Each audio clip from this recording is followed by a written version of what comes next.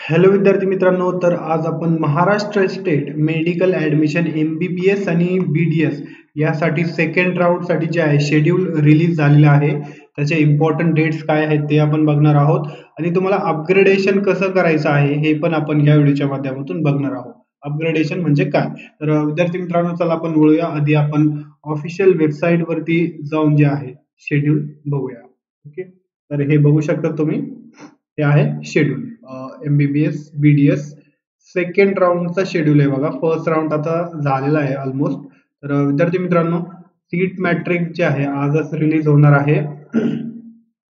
त्याच्यानंतर choice feeling जे आहे, ऑनलाईन फिलिंग प्रेफरन्स फॉर्म 20 ते 22 तारखेपर्यंत आहे. त्याच्यानंतर सिलेक्शन लिस्ट जे आहे 24 तारखेला लागून जाईल तुमची.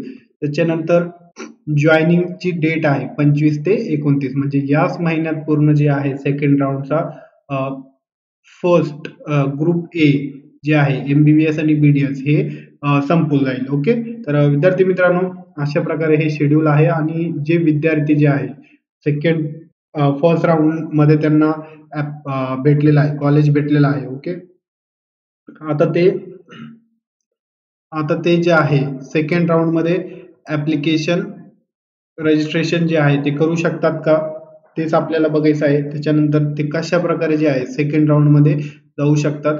तर विद्यार्थी मित्रांनो, त्याचे पण काही रूल्स असतात, तेच आपण बघणार आहोत. तर अशा प्रकारे विद्यार्थी मित्रांनो, फर्स्ट राऊंड झालेला आहे तुमचा बघा. आपण बघून घेऊया की स्टेप बाय स्टेप कसं असतं ते. बघा, फर्स्ट राऊंड फर्स्ट मध्ये आता कॉलेज भेटलेलं होतं. कॉलेज दोन पॉसिबिलिटी होतं तिथे. कॉलेज इथे अलाउड झालेलं आहे. म्हणजे कॉलेज भेटलेलं आहे, एक्स कॉलेज इथे भेटलेलं आहे, आपण असं गृहीत धरूया. आणि एखाद्या विद्यार्थ्याला जे आहे कॉलेज इथे भेटलेलं नाहीये. Okay, not allotted. ओके, असं आपण धरूया. ओके, तर विद्यार्थी मित्रांनो, ज्यांना कॉलेज भेटलंच नाही तर ते विद्यार्थी सेकंड राऊंड मध्ये जाऊ शकतात. ओके, त्याच्यानंतर ज्या विद्यार्थ्याला कॉलेज भेटलं होतं बट त्यांनी जॉईनच नाही केलं, त्याला रिस्पॉन्सच नाही दिला, ते ऑटोमॅटिकली कॅन्सल होऊन जातं. ओके, ऑटोमॅटिकली ते कॅन्सल होऊन जातं.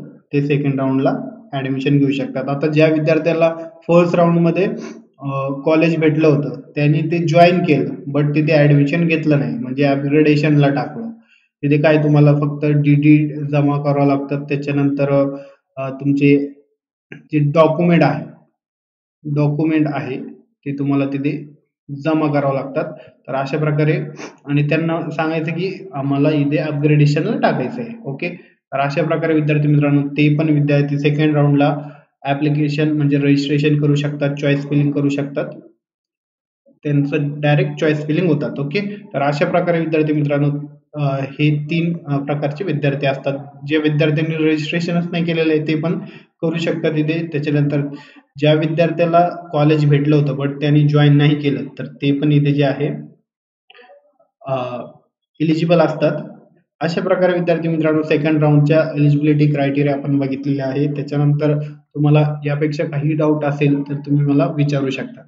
आता सेकंड राऊंड मध्ये जर नंबर लागला, आता फर्स्ट राऊंड मध्ये जॉईन केलं होतं कॉलेज, डॉक्युमेंट वगैरे दिले होते, ते कॉलेज नाही पडलं, सेकंड राऊंड मध्ये त्याला कॉलेज भेटलं, इथे वाय कॉलेज भेटलं, तर या कॉलेजमध्ये त्याला ऍडमिशन घ्यावंच लागतं त्या विद्यार्थ्याला. ओके, हे ऑटोमॅटिकली कॅन्सल होऊन जातं. इथून तुम्हाला तुमचे डॉक्युमेंट DD वगैरे जे आहे ते सगळं काढून इथे सबमिट करावं लागतं. ओके, आणि या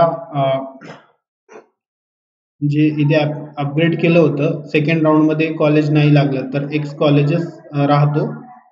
ओके, चेंजेस होत नाही आणि तुम्ही थर्ड राऊंडला पण जाऊ शकतात. अशा विद्यार्थी ज्यांना कॉलेज लागलेलं आहे ते विद्यार्थी तर जाऊ शकत नाही, त्यांना तेच कॉलेजमध्ये ऍडमिशन घ्यावं लागतं, वाय कॉलेजमध्ये.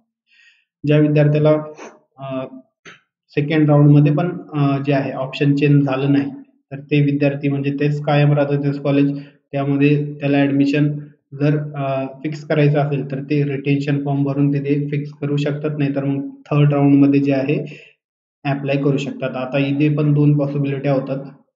जर कॉलेज लागलं तर हे कॉलेज त्याला सोडून द्यावं लागतं आणि या कॉलेजमध्ये जे आहे झेड कॉलेज आपण धरूया, नाहीतर मग जे आहे एक्स कॉलेजच इथे असतो आणि 3 राउंड पर्यंतच तुम्ही अपग्रेडेशन करू शकतात. त्याच्यानंतर हे थर्ड राउंड झाल्यानंतर त्याला जे कॉलेज फर्स्ट राउंडमध्ये भेटलं होतं त्याच कॉलेजमध्ये जे आहे ॲडमिशन त्याला घ्यावं लागतं त्या विद्यार्थ्याला. ओके.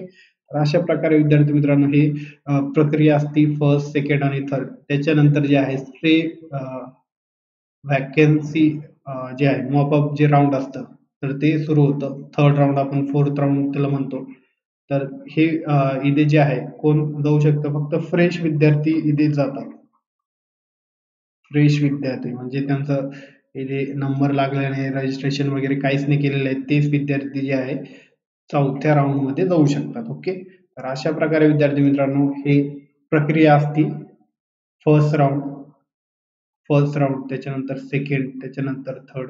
आता फर्स्ट राउंडमध्ये तुम्हाला नंबर लागला तर तुम्ही अपग्रेड करून जे आहे थर्ड राउंड पण पर्यंत जाऊ शकतात. आपण जसं आता बघितलं तशा प्रकारे. ओके. तर अशा प्रकारे विद्यार्थी मित्रांनो ही आपली पूर्ण जे आहे माहिती होती. तुम्हाला शेड्यूल पण मी सांगितलेलं आहे एम-बी-बी-एस आणि बी-डी-एस साठी ही प्रक्रिया आहे. तर अशा प्रकारे विद्यार्थी मित्रांनो ही आजची अपडेट होती. तुम्हाला जर व्हिडिओ आवडला असेल तर लाईक करा आणि आपल्या चॅनलला अवश्य